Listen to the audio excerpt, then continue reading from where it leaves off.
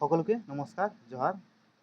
আমি এতিয়া চাই আছোঁ বিভিন্ন সময়ত বিভিন্ন ছ'চিয়েল মিডিয়াত যে এতিয়ালৈকে মানুহবিলাকে মানে সঁচাগত হোৱা নাই।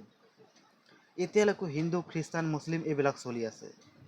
আৰে তাত মানুহ মৰি আছে, মানুহৰ খাবলৈ এসাঁজ ভাত নাই, চাউল নাই তাত খাবলৈ, তথাপি মানুহবিলাক হিন্দু মুছলিম কৰি আছে। এতিয়া যাৰ জগাত হৈছে ইহঁতিহে বুজি পায় যে এইবিলাক কি চলি আছে। এসাঁজ ভাত খাবলৈ ইহঁতি কেনেধৰণে কান্দি আছে, নে কাপোৰ আছে নে চাউল আছে নে ঘৰ আছে নে একো বস্তু নাই।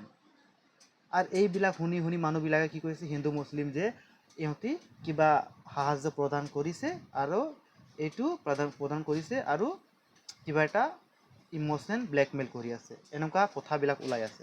আপোনালোকে নিজে চাওকচোন, যদি তাত ইমান মানুহ এফেক্টেড হ'ল, এই মানুহবিলাক যোনে কৈ আছে যে হিন্দু মুছলিম কৰি আছে, ইহঁতি সুধিছিলে নেকি চৰকাৰক যে এই পানীবিলাক ক'ৰ পৰা আহিছে, কি ধৰণে আহিছে?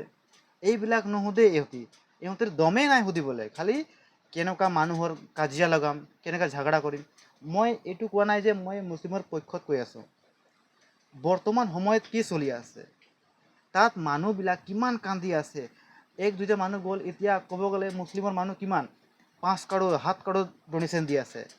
চাউল নাই, চাউল দি আছে, ভাত দি আছে। তাত মানুহ কি কয় যে তাত হিন্দু মুছলিম কৰি আছে।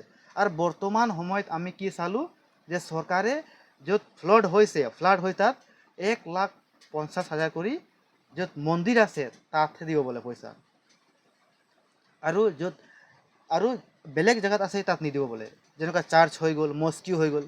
এইবিলাক কি ধৰ্মৰ বস্তু নহয় নেকি? মানে চৰকাৰে কি লে যে এইবিলাক মৰা টাইমতো ধৰ্মবিলাক কথা লৈ আনে চৰকাৰ। যদি আজি ইহঁতি যদি নাথাকিলে হয়, চৰকাৰৰ আশা থাকিলে হ'লে বহুত মানুহ মৰি গ'লে হয়।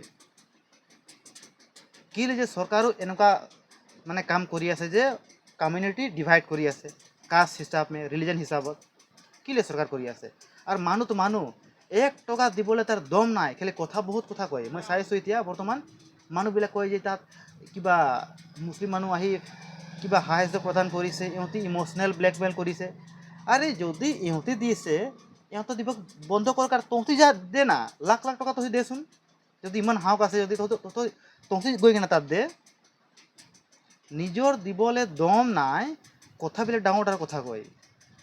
ইয়াত হিন্দু খ্ৰীষ্টান ক'বই নালাগে, ইয়াত মানুহে মানুহ হিচাপে জীয়াই আছে, ভালকৈ থাকিব লাগে। ইমান দিন জুবিন দেশৰ আমি এনেকুৱা শিকিছিলোঁ নেকি যে মানুহৰ মানুহ কিবা বেয়া কৰিব লাগে?